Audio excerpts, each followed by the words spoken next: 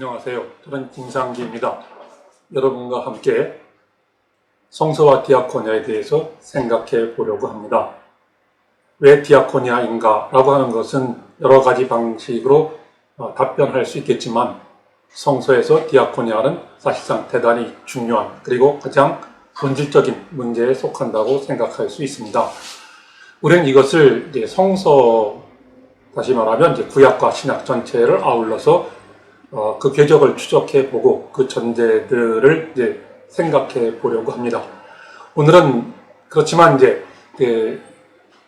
성서학 관점에서 디아코니아를 생각한다는 것은 단지 디아코니아에 대해서 진술한다는 것이 아니라 성서를 디아코니아 관점에서 어떻게 읽을 수 있는지를 모색하려고 하는 작업입니다.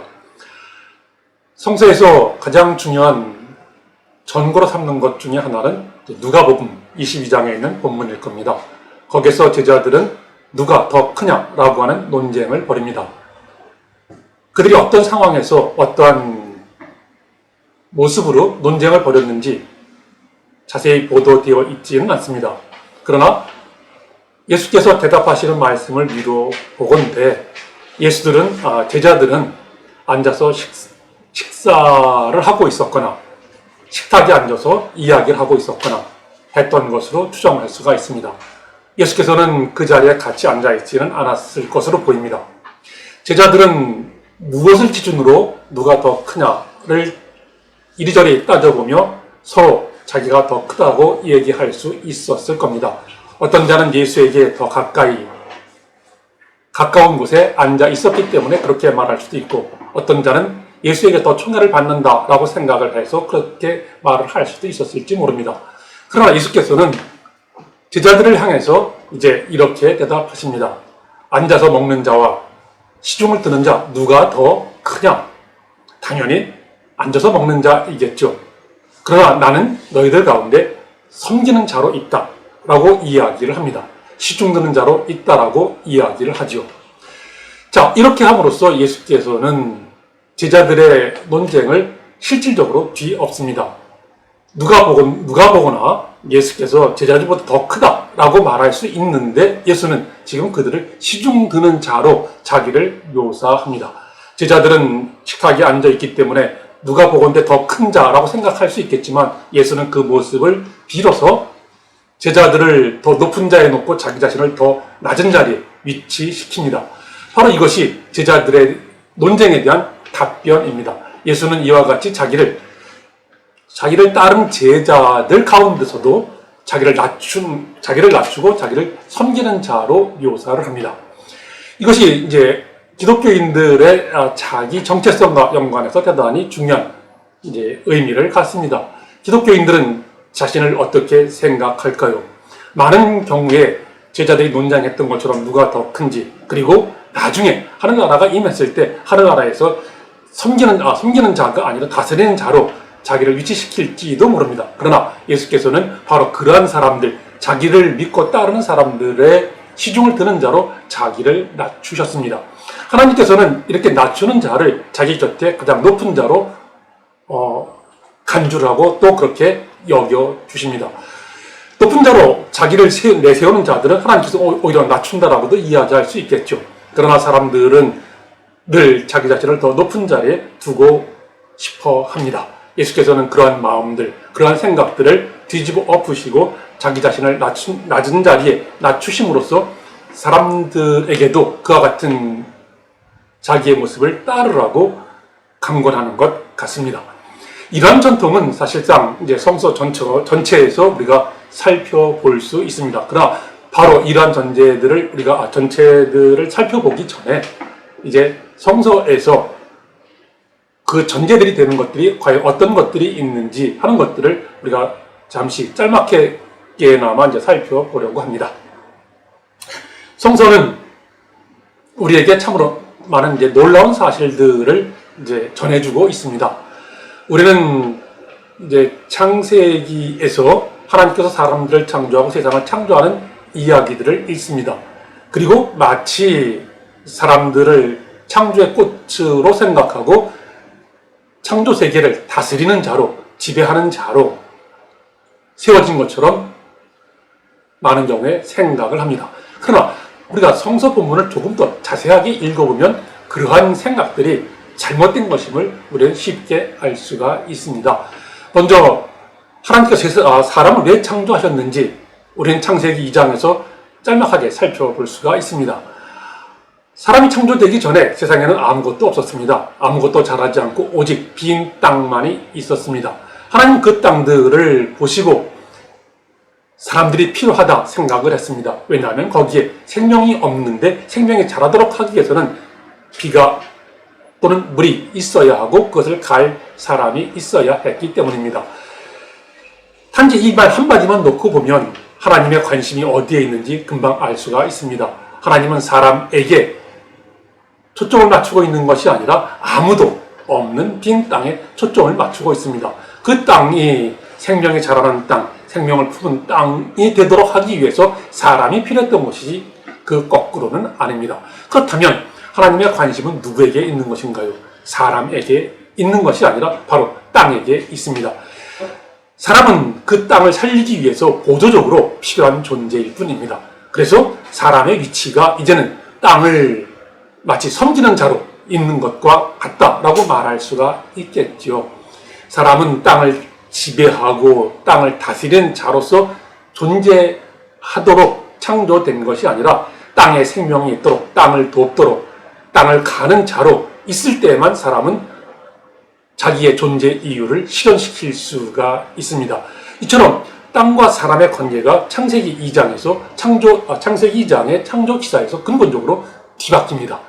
사람은 땅 위에 군림하는 자가 아니라 땅 아래, 땅을 위해서 있는 자로 볼 수가 있게 됩니다. 이러한 위치의 전도만이 아니라 창세기 2장에는 이제 남성과 여자의 가치도 바뀌어 버립니다. 당시는 흔히 말하는 대로 이제 남성 중심 사회입니다. 남성 우위의 사회였다라고 우리는 보통 말하지요. 그러나 창조 과정에서 드러난 이야기들을 살펴보면 결코 그렇지 않습니다. 여자 창조한 동기는 남자가 홀로 있는 것을 하나님께서 좋지 않게 생각하셨기 때문에 여자를 창조하게 됩니다. 그러면 마치 남자를 위해서 여자가 있는 것처럼 생각하게 되지만 하나님께서 여자 창조의 조건으로 내세운 것들을 살펴보면 정반대입니다. 하나님께서는 홀로 있는 남자를 위해서 있어야 할 여자의 조건으로 두 가지를 꼽습니다. 하나는 남자와 짝이 된다. 다른 하나는 남자에게 도움이 된다라고 하는 것입니다. 그러나 남자에게 도움이 된다라고 하는 것은 남자에게 짝이 된다라고 하는 말에 비춰볼 때 그것은 일방적으로 흘러가는 것이 아니라 결국 양자 서로 모두에게 관련되는 내용임을 우리는 짐작할 수 있습니다. 그런데 우리는 성서에서 돕는 자라고 이야기를 하면 그 돕는 자의 위치는 결코 도움을 받는 자보다 낮은 위치에 있지 않습니다.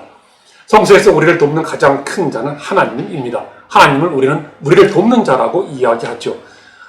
만약 그렇다고 하면 돕는 자라고 하는 조건은 하나님과 같은 위치에 있다라고 하는 것과 다른 말이 아닐 겁니다. 여자는 마치 사람과 하나님 관계에서 하나님이 그를 돕는 자인 것처럼 남자와의 관계에서 하나님과 마찬가지로 남자를 돕는 자가 곧 여자입니다. 그러면서도 양자는 서로 짝이 되고 짝이 된다라고 하는 말은 이제 거울을 놓고 생각할 때 거울에 마주 비춰진 자기 상과 같은 존재입니다. 이러한 관계가 바로 남자와 여자의 관계입니다. 그렇기 때문에 이제 여자는 결코 남자 아래에 놓여 있는 자가 될 수 없습니다. 남자 중심의 사회에서는 생각하기 대단히 어려운 상입니다. 뿐만 아니라 그 창조 과정을 지켜보면 우리는 금방 이제 다른 생각을 할 수가 있습니다. 하나님께서는 남자를 창조하실 때 단지 땅이 생명을 필요로 하니까 그것을 해결할 수 있기 위해서 남자를 창조하십니다. 하나님은 어떤 고민도 하지 않습니다. 그 필요를 해소할 수 있는 조건을 이미 다 생각하고 계신 것처럼 순식간에 남자를 창조합니다. 그러나 여자를 창조하는 일은 그렇게 쉽게 만들어지지 않습니다. 우리는 하나님께서 생각하시고 그러면 그 다음에 집행할 것을 생각합니다. 그런데 하나님께서는 여자를 창조하겠다라고 하시고는 바로 여자를 창조하는 것이 아니라 동물을 창조합니다. 동물은 과연 왜 창조했을까요?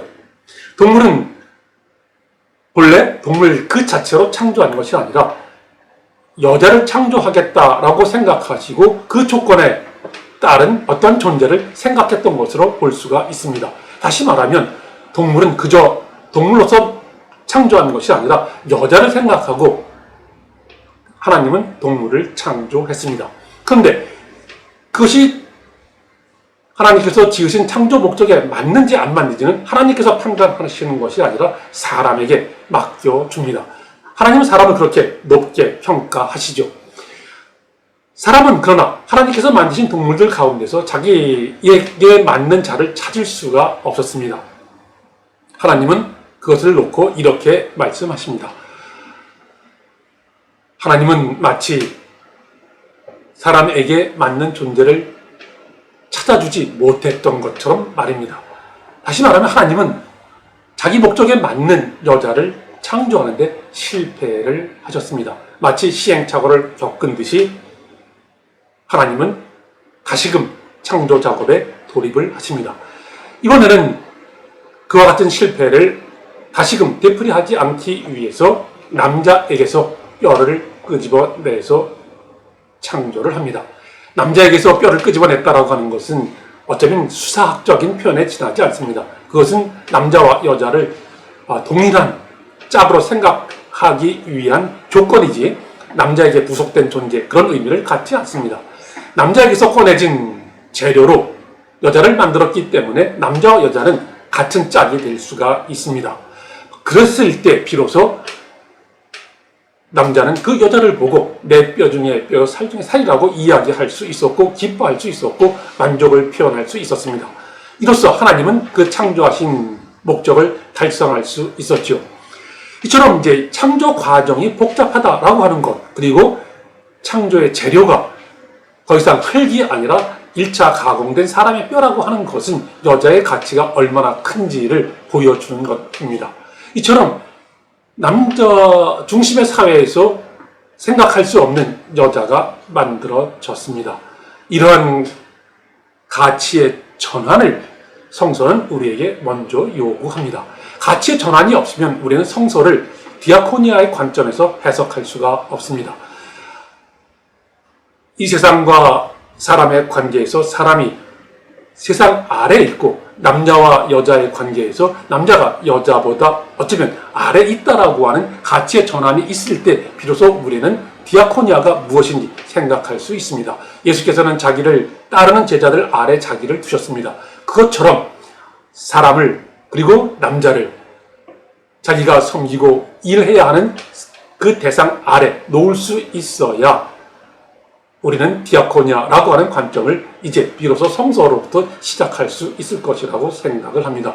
이러한 가치의 전환이 예수에게서 완성되었던 것처럼 창조에서 시작이 됩니다. 이러한 가치관의 전환을 오늘 우리는 디아코니아 논의의 출발점으로 삼아야 할 것입니다. 이것으로 마치겠습니다. 감사합니다.